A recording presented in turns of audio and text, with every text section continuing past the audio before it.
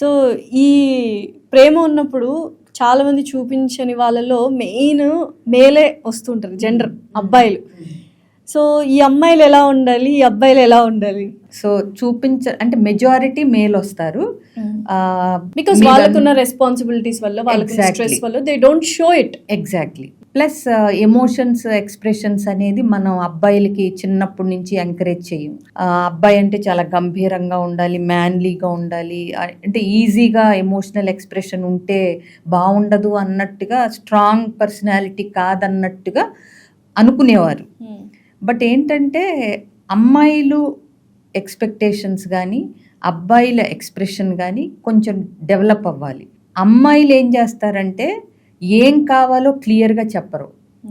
నేనంటే ఇష్టం ఉంటే తెలవాలి కదా, నీకే తెలవాలి కదా అనే మోడ్లో అమ్మాయిలు ఉంటున్నారు. బోత్ సైడ్స్ ఈజ్ నాట్, అంటే ఏమికబుల్ రిలేషన్షిప్కి అదేమి యూజ్ అవ్వదు. ఏం కావాలో మనం అడగకపోతే ఎదుటి వ్యక్తికి తెలియదు. ఏంటి సొల్యూషన్ ఏంటి మ్యామ్ దీనికి? ఒకటి, ఎక్స్పెక్టేషన్స్ పెట్టుకునే కంటే ఆ ఎక్స్పెక్టేషన్స్ని క్లియర్గా కమ్యూనికేట్ చేయగలగాలి.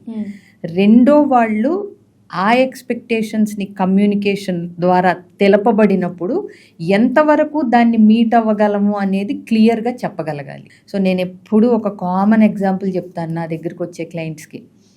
మామిడి చెట్టు నుంచి మామిడికాయలే ఎక్స్పెక్ట్ చేయాలి. మనం నిమ్మకాయ పులిహార చేస్తున్నాం కదా అని ఒక నిమ్మకాయ, లేకపోతే చింతకాయ పచ్చడి కావాలి కదా అని కొన్ని చింతకాయలు మన అవసరాన్ని బట్టి రావు. సో ఎవరైనా సరే నో యువర్ పార్ట్నర్. అందుకని ఇలా జస్ట్ ఎగ్జాంపుల్ ఇస్తాను నేను. Know your partner, try to know, and then accordingly ఇద్దరు mould yourself for the betterment of the relationship.